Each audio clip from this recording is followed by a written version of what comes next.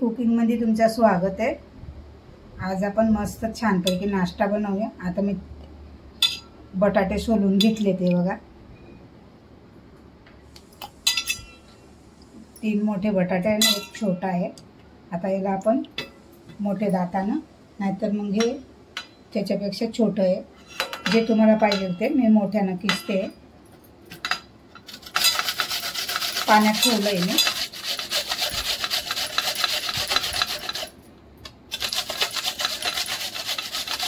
आता हे बघा, मी 4-5 पाण्याने चांगलं धुवून घेतलंय। जरा पण काळा पडला नाही, मी पाण्यातच किसला होता। आता याला आपण चांगलं पाणी काढून घेऊया।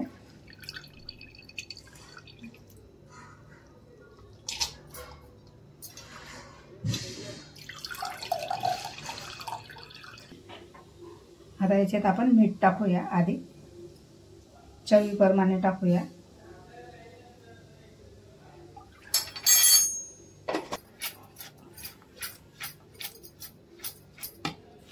म्हणजे का याच्यात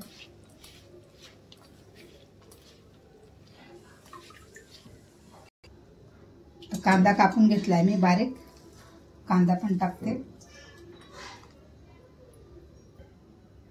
2 मिरच्या कापून टाकते, हिरवी मिरची, थोडीशी कोथिंबीर घालते। अर्धा टीस्पून मी धना पावडर घालते। अर्धा टीस्पून जिरा पावडर आहे ही, आणि अर्धा टीस्पून लाल मिरची घालते। तिखट तुमच्या हिशोबाने टाका। थोडीशी हळद घालते।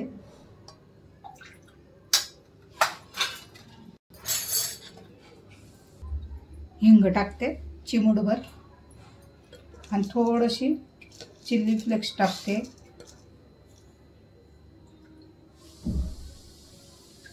थोडासा ओवा टाकते।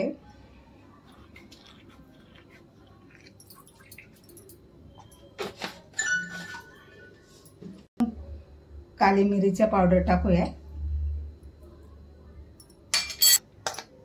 आता मी याच्यात घेते तांदळाचे पीठ, आणि आपल्याला तांदळाचं पीठ आणि बेसन पीठ, जो आपलं हे बेटर बँडिंग होईल ना तोपर्यंतच आपल्याला घालायचं आहे। बँडिंग व्हायला लागलं की मग नाही टाकायचं।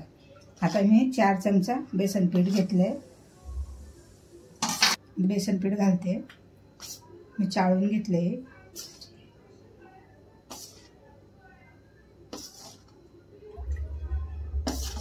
लागलं तरच घालायचं, नाहीतर नाही घालायचं। आता याच्यामध्ये बँडिंग झालं तर ठीक आहे, नाही तर मग आपण वरून दुसरं घालणार। पाणी नाही घालायचं आहे आपल्याला, आधी पाण्याची गरज नाही लागणार, कारण की मीठ टाकून आपण बटाट्याला मिक्स करून घेतले ना, त्याचं पाणी सुटतं।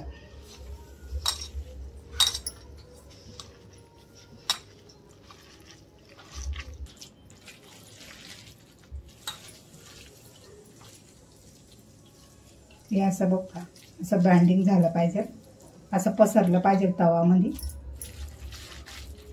मीठ चाटून बघून घ्या, मीठ बरोबर आहे की नाही। मीठ कमी पडलं तर मग टाकू शकतो।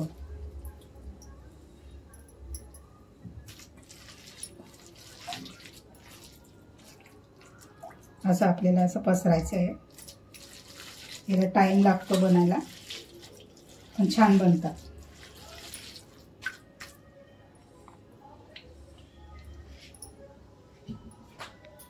आता हे बघा, तवा ठेवलाय। तुमच्या पोरांच्या डब्याला पण होईल, शाळा जातात ना, आता शाळा चालू झाली आहे। तेल मी असं सगळीकडे तवाला लावून टाकलंय। आता हे बघा, मस्त असं गोळा घ्यायचा। तवा आपला तापला आहे, थोडा जास्त गरम झाला, मी खाली उतरवून घेतलंय त्याला, आणि याला आपण याच्यावर टाकून जेवढं मोठं पाहिजे तेवढं तुम्ही टाकू शकता, आणि याला हाताने आपण पसरवूया।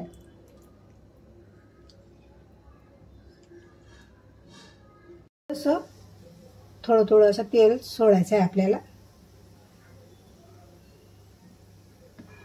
याच्यात जास्त तेलची गरज लागत नाही, आपला नॉनस्टिक तवा आहे। तेलची गरज लागणार नाही. हे बघा एवढा मोठा पसरवून घेतलाय मी.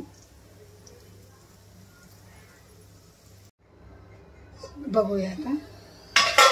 हे बघा आता आपोआप सुटला आहे तो तवामधून, हालतोय बघा. आता याला आपण पलटी करून घेऊया.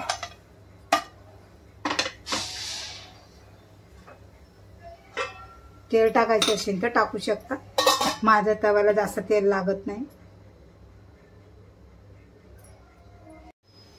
उलट पलट करून मी असंच शेकून घेतलाय छानपैकी. आता आपला पोळा तयार झालाय.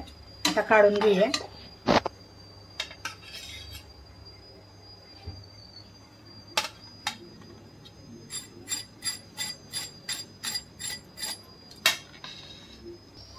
आता मी दुसरा पण टाकून दिला. आता त्याच्यावर आपण थोडंसं अजून पहिले बनवलं तसं तेल टाकून देऊया. एकाकडे टाकलं ना का सगळीकडे पसरून जातो असं पसरून घ्यायचं. तवा जरा उचलायचा, वाकडा तिकडा करायचा छानपैकी. झाकण ठेवूया. झाकण ठेवले ना पटकन होतं. याला थोडं पेशंट ठेवायचं आणि आरामात बनावं लागतं.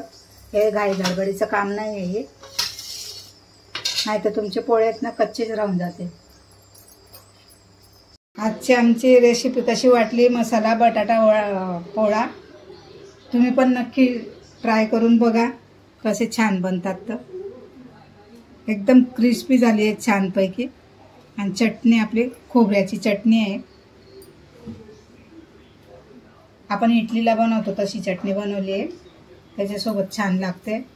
लाईक शेअर सबस्क्राईबर करा आणि कमेंट करा आम्हाला आमची रेसिपी कशी वाटते तुम्हाला. तर थँक्यू.